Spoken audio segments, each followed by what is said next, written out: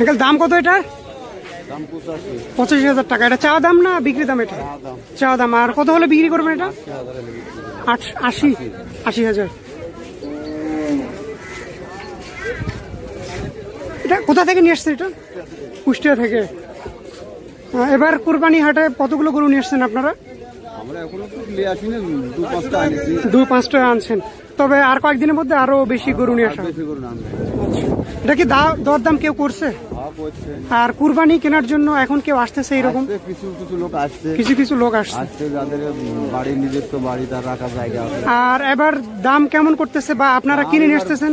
এবার গরুর দাম সস্তা। আর আপনারা যেখান থেকে কিনে নিয়ে আসতেছেন সেখানে কেমন দাম চাচ্ছে?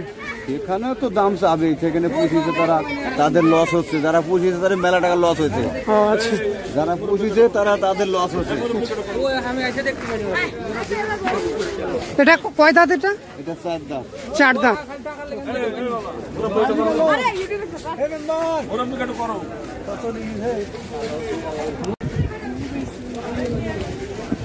আসসালামু আলাইকুম।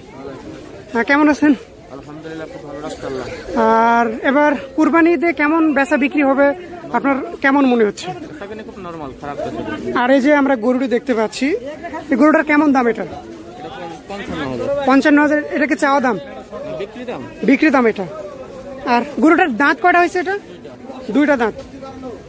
আর আপনারা যে গ্রাম থেকে কিনে আসতেছেন, অর্থাৎ মনে হয় পাবনা থেকে, কুষ্টিয়া থেকে, তো ওখানে গরুর দাম কেমন? মানে আপনাদের সীমিত কম আছে। আর এবার ঈদে তো মনে হয় খুব একটা ভালো, 20%। আর এখন কি কুরবানি করার জন্য কোনো গরু আসতেছে? মানে লোকজন 25 তারিখের পরে। আর কুরবানি মানে গরু কেনার জন্য কোনো ক্রেতা কি আসতেছে এখানে?